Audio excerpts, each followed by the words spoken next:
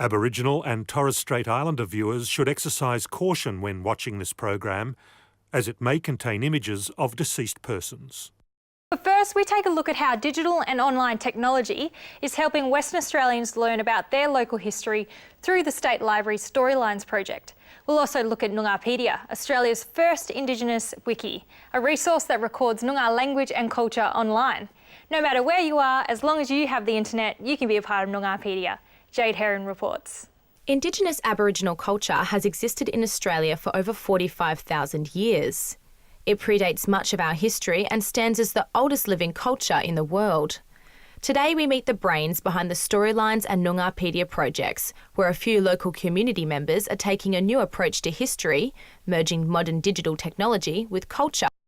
Damien Webb from the Western Australian State Library works closely with his research team on the Storylines project, which offers a new digital avenue for Indigenous Australians to trace their family history through photographs. I mean, first and foremost, this project is designed to make this material accessible and to give some sense of ownership of this material back to the Aboriginal families that it was taken from originally. He said something had to change to keep people engaged in Australian history. The library had been doing a few remote trips, so we'd been doing some training around Western Australia, and what we noticed was that when we were trying to do training around computer use and digital literacy and things, people weren't interested, but in communities where there was an access point for photographs and that kind of heritage material, you'd have a line out the door to use that computer. Damien says that by incorporating easy-to-use technology on the Storylines website, interest into Aboriginal history has spiked. Yeah, so the beauty of Storylines is with the latest version of the software, it now runs on mobile devices and tablets as well. So basically anything you've got that's got an internet connection, you'll be able to pull Storylines up. And anybody using the system can actually leave what are called annotations or stories. So any comment on the photos, so whether that's helping us to identify someone. He says he couldn't be more proud of what they've achieved. For me, it ticks a lot of boxes, particularly around technology, around getting people to use technology, finding new ways that technology can assist these very, very ancient collections. I love that the project allows us to shine a spotlight on stories that haven't really been told and shared. Neville Green is a prominent researcher and contributor to the Storylines project and has published many helpful resources that are crucial to following the roots of Noongar history. So there's this great interest in this area, and the Storylines is bringing it to life. I find it enjoyable when people know what you've done and are pleased. And I was told by an American, he said, if you're going to write history, write it so that people can read it, not just academics. But it isn't the only local project gaining recognition for using digital platforms to engage people with Noongar culture. UWA researchers Leonard Collard and Jennifer Buchanan are among a research team that have formulated a first for modern Noongar language, an online resource, Noongarpedia. The Noongarpedia is a knowledge platform based upon Wikipedia, but of course, as Noongars always do, we look at the models and how it's useful and how it works, and then adapt it and make it into a cultural format. The website encourages people from all backgrounds to log on to any device and learn more about the local Indigenous literature. You don't have to be a Noongar as such to want to engage in Noongarpedia, because it's about Noongar knowledge systems. People want to get to know more about their country. They want to get to know more about the relationships and about the knowledge, at a global level, at a national level, and even at the interface here in the Noongar lands of southwest Australia. Like Storylines, the team recognise the importance of keeping up with changing technologies to tell the stories of Noongar language, and hope it will be a catalyst for other Indigenous communities around the nation. There are small language groups and Indigenous First Nations peoples who are trying to work out how to use these new technologies to be able to harness the tools to tell their own story. Pedia is a legacy we want to leave for future generations to evolve and develop and add value and reconstruct and do whatever as human beings do with knowledge. Whether it's Antarctica or whether it's in New South Wales or in Papua New Guinea, you don't have to be a Noongar as such to want to engage in Noongarpedia, because it's about Noongar knowledge systems. We're now joined by Sue Hanson, the manager of the Noongarpedia Language Cultural Aboriginal Corporation, and Nick Abraham, the Regional Development Coordinator of the Southwest Aboriginal Land and Sea Council. Thanks for joining us, Sue and Nick. You're welcome.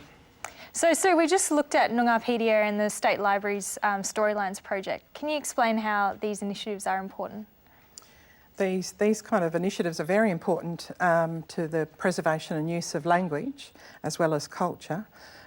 In language, for a language to be used or to be relearnt, there needs to be use of the language, places where it's used, newspapers, magazines, television programs, and the internet and resources that are on the internet, such as the Noongarpedia, are really critical for that. Another really critical thing is that for a language to be preserved and used, it has to be enjoyed.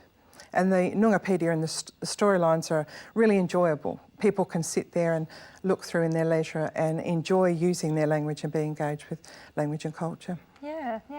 And can you tell us about what, the state of Noongar language at the moment? So the state of the language is very scary. So the more resources such as Noongarpedia and so on that use the language, the more relaxed we become. But we've still got a lot of work to do. We estimate about 10 years' work from now before we get to a point where we feel that the language is preserved in an academic sense. Then you've got a whole lot of work to do with use and encouraging people to use the language. But about another 10 years' work before we'll feel that the language is safely recorded for posterity. Yeah, so it's exciting to see that we have a movement at the moment. Yeah, absolutely. The Noongarpedia is fabulous because language is only an expression of culture, and the Noongarpedia goes straight to the heart of language, which is preserving the culture, and it's language in use. It's not just saying the word for dog or the word for house, it's actually in use. So those kind of resources are just fantastic. Yeah. And Nick, can you tell us about maybe the intended users of these resources? Noongarpedia, like a lot of other information and technologies, is very valuable for our old people, for the likes of myself and the younger generations that are coming through. Because it's history. It's a 40,000 plus year history. So can you tell us about how these initiatives, or what they contribute to community, what they provide? As a linguist, it provides us with really good information because Noongar language, as it is spoken today, which is a contemporary, we're referring to it as contemporary Noongar, is quite different to what was spoken pre-European settlement, which we're calling traditional Noongar. So the kind of resources being developed today, like the Noongarpedia and storylines and where it's being recorded, as a linguist, it's giving us a great snapshot of language today, and we can compare that to the very old resources we have.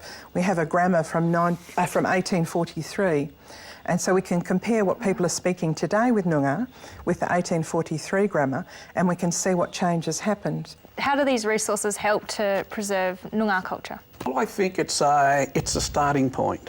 You know, if we look at a lot of our young people today that are still looking and yearning for it, but it's a starting point.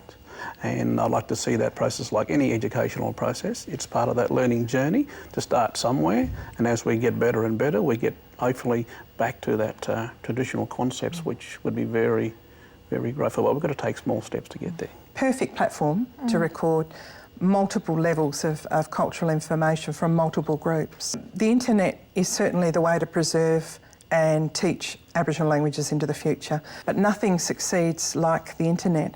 But young people are also into social networking, so there's avenues there still for somebody to explore social networking as a way to preserve and use language and culture. Yeah, and I've definitely seen it, you know, on my Facebook and Instagram, people using language in their comments and things. It's exciting times. So thank you so much for joining us, Nick and Sue. It's a pleasure to have you here on Noongar Danju.